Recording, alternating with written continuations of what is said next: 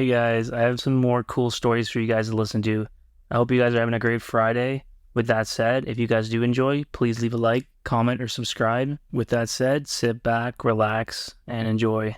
When I was younger, I found a fetish porn site called don'twakethem.com. This was around 2010 to 2011-ish, when I was 13. You might be wondering, why a 13-year-old was on a site like that?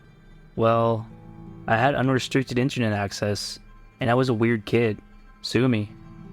This site was very Web 1.0, with a black background and the site's title at the top of the page. Everything was written in Comic Sans.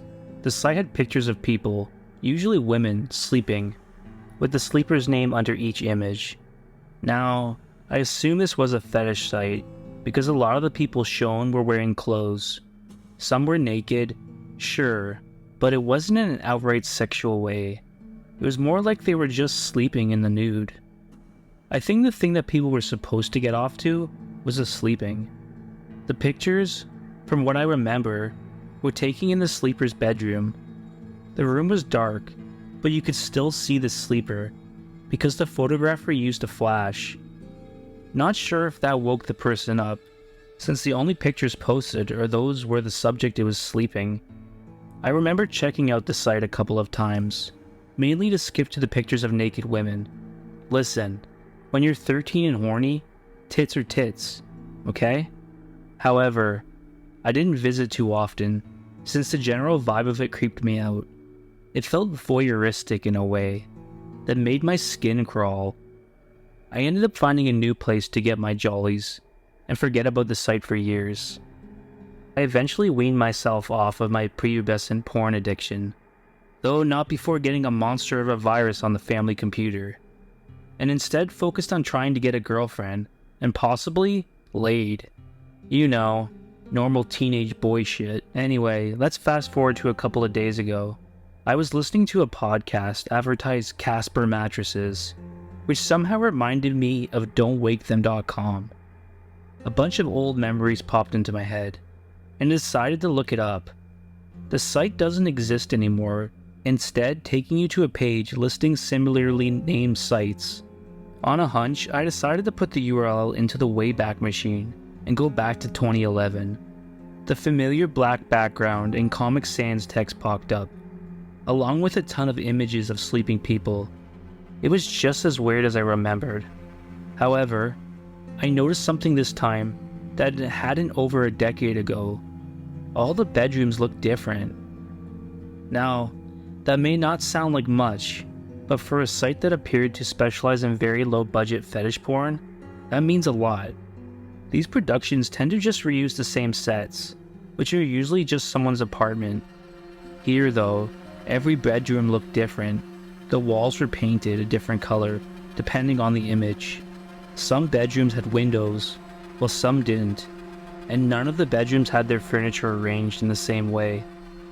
Maybe it was a bunch of people doing this independently, in the same style. They'd take their pictures and send it here. That seemed like the most logical and least creepy explanation. Morbidly fascinated by this site, I kept scrolling through it. There were dozens upon dozens of images of people sleeping, all taken in that weirdly voyeuristic way. I also noticed that there seemed to be images of teens and children sleeping too. They were clothed, but it still felt creepy as hell. As I was scrolling, I came across a picture of a kid who had the same Spider-Man bed sheets I did as a kid.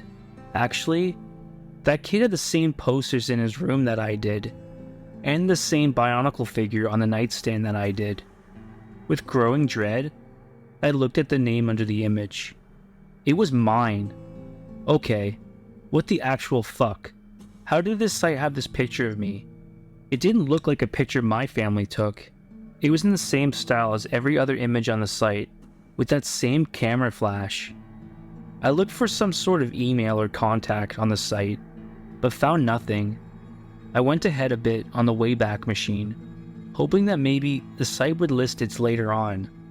The site only lasted until 2014, where it kept updating with new pictures. Its last image was of a woman named Riley Ashcroft, but there was no contact info. Going back before 2011 didn't turn up anything either, so I tried Googling the site to see if anyone ever talked about it, and found basically nothing. It's like no one else knew about the site. I wasn't sure what else to do, or where to even discuss something like this. So I decided to try putting this weird site out of my head, and hoped it'd make more sense in the morning. So the next morning, after a pretty light sleep, I checked the site on the Wayback Machine again. However, the site was no longer archived there. According to the Wayback Machine, someone had requested the site be removed. What the hell? Was the site taken down because I looked at it? How would someone even know that? Unless, maybe I didn't see the site. Maybe I imagined it, or mixed it up with a dream. Not sure how I'd do that, but at that moment, it seemed like the best explanation. I mean, it's not like there's any proof of it anyway. Outside of my head, right? I went about my day trying and failing to put this entire thing out of my head. I put on some headphones and listened to a podcast to help myself sleep. I had nightmares of camera flashes. That brings me to this morning. I saw that I got an email from someone going by Sleepyhead. Just that name made my stomach drop. Taking a deep breath, I opened the email. The only thing the email contained was a picture of me, taken while I slept, with that same signature camera flash. What really freaked me out was that in the picture I was wearing those same headphones I wore last night. I was 17. I was out doing some Christmas shopping after school, so it was dark by the time I decided to stop by one of my favorite sushi places, which is near a grocery store and other shops, all close to my home. The sushi place is right next to the boba shop, and I peek in to try to see if a friend of mine was working, so I could say hi. But I didn't see them. So I turn around and I see this guy standing there, trying to get my attention. Miss, excuse me. I just stare at him for a second, unsure if I should be really talking to this stranger. Before he asks if I could spare some cash for him to buy a drink, I tell him, I don't have cash on me, sorry. And he says it's okay, and I walk into the sushi place. While I wait for my food, I wonder if I should have just offered to buy him a drink. Because I'm the type of person who loves to help people, and I just feel bad ignoring those in need. So I get my food and I'm literally about to exit the store when the guy from earlier walks in.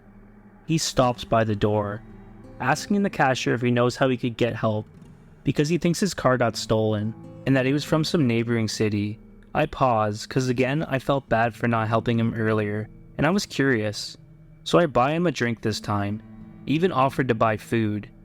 I showed him the menu and he glanced at it, and asked for fried rice, which wasn't on the menu, but I was like, okay, and just bought him the drink.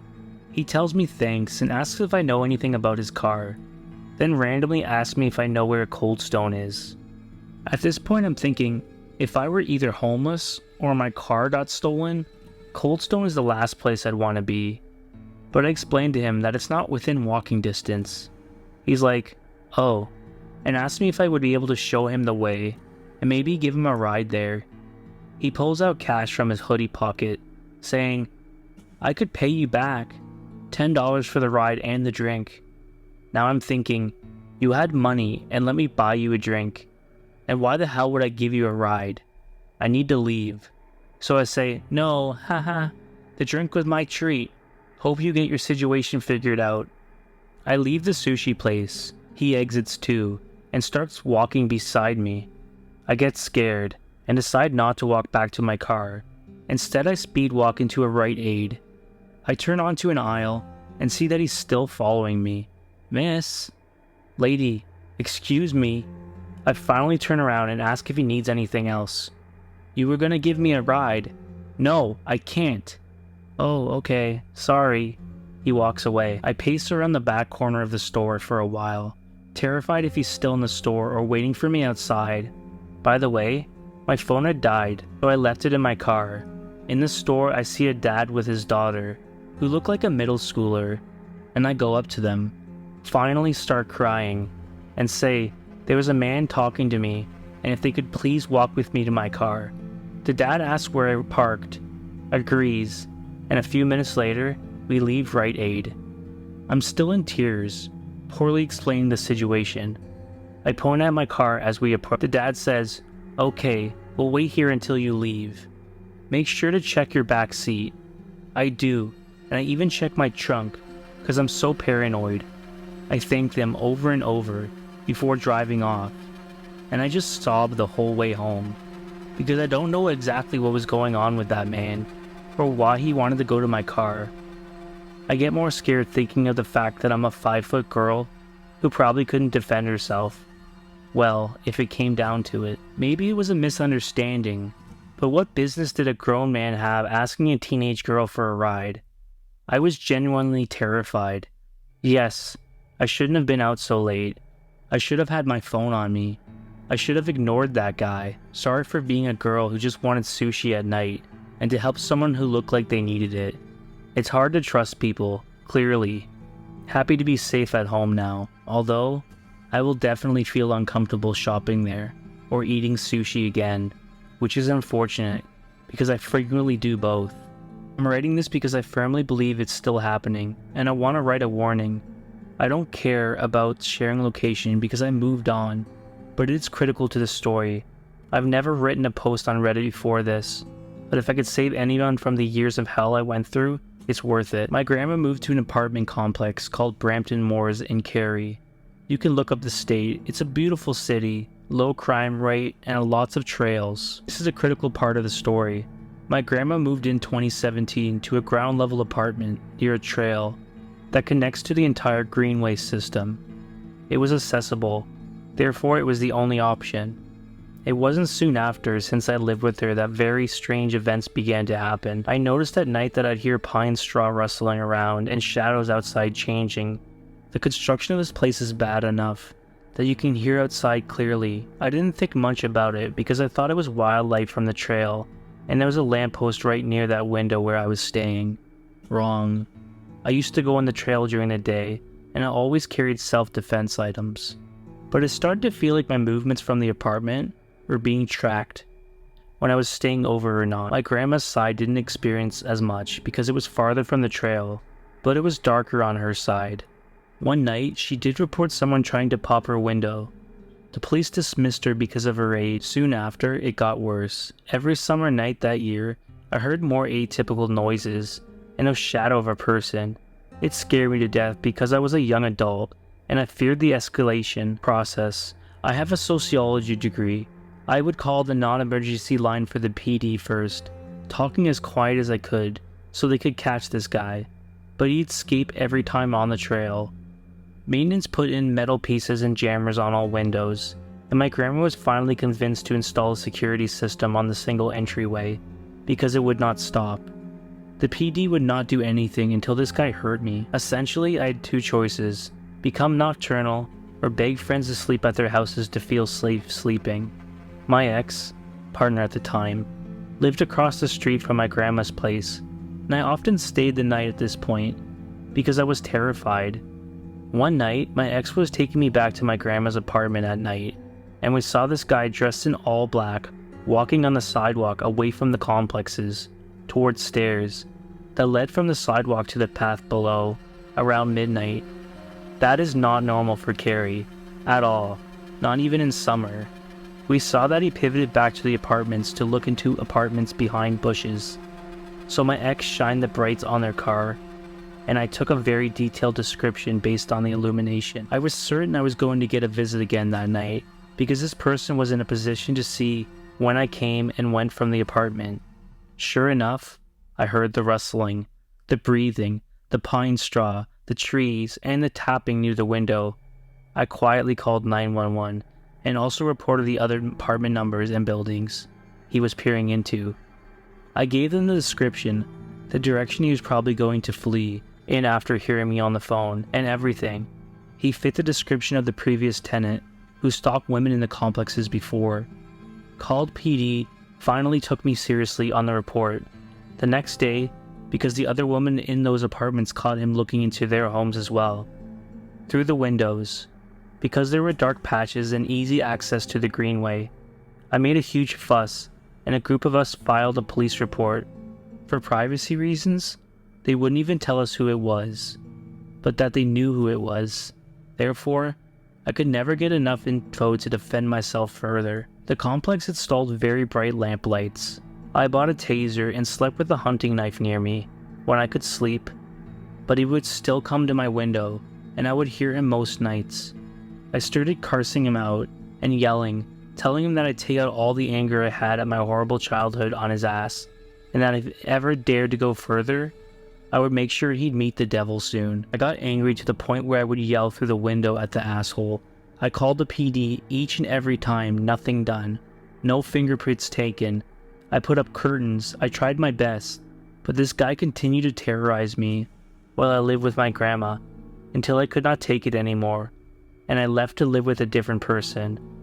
This is a key reason I lost a lot of years with my grandma, who just recently died. For those in the area, he's a bald white man who wears a black baseball hat, dark beard, stands around 5'9", wears all black shirt, black cargo shorts, and black shoes. He's probably in his late 30s to early 40s now. He hangs around the lake trail that descends into the woods, where the trail goes under the road to enter the park greenway. People say he's a former tenant who was told to stay off their grounds, but the complex doesn't care for residents. He stalks women on first-floor apartments, and I do fear that something might happen. My grandma most likely wasn't targeted as much as me, because I fit the target demographic. I went insane to the point where I had to take ZZ Quill during the day to sleep to make up for night watch, and making sure this creep didn't break in and assault me, and my grandma.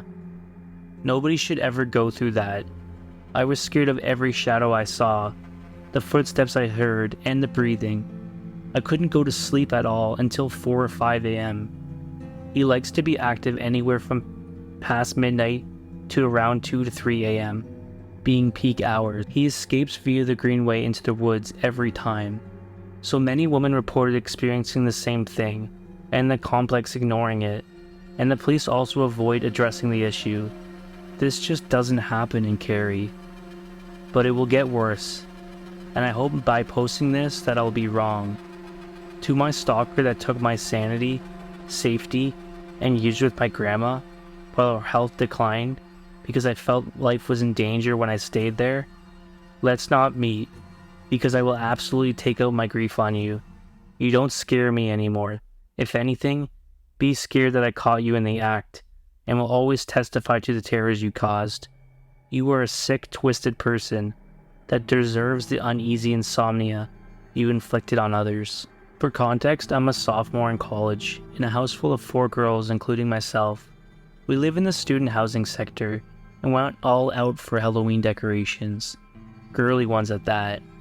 We live facing towards the main street of the neighborhood, and our backyard has a bunch of trees and bushes. There's a little trail to the back door, but it's in a weird place and is away from the main sidewalk. In terms of an actual house, there's a rather large window on our back door, and we didn't have any windows coverings, so it was clear as day to see into our whole bottom floor while looking through it. I know we should have covered it up sooner, but we didn't think this was an urgent matter. So one night my roommate and I were watching a movie. We both fell asleep on the couch. I never sleep on that couch, and neither does she. It's super uncomfortable. In fact, we both woke up at separate times this night, and just decided to stay on the couch, rather than walking the 10 steps to our room. Looking back, I feel that it was just a little intuition we had, or even a guardian angel. We also had fallen asleep with almost every light imaginable on, so anyone peering through my window could see us on our couch clearly in all of our girly decor. It was about 5 in the morning, and I got woken up by roommates shaking me, saying, "B, get up! B, get up! There's someone trying to get in." I instantly shoot up, see her terrified face looking at the back door, then instantly turn my head. I am literally getting chills writing this.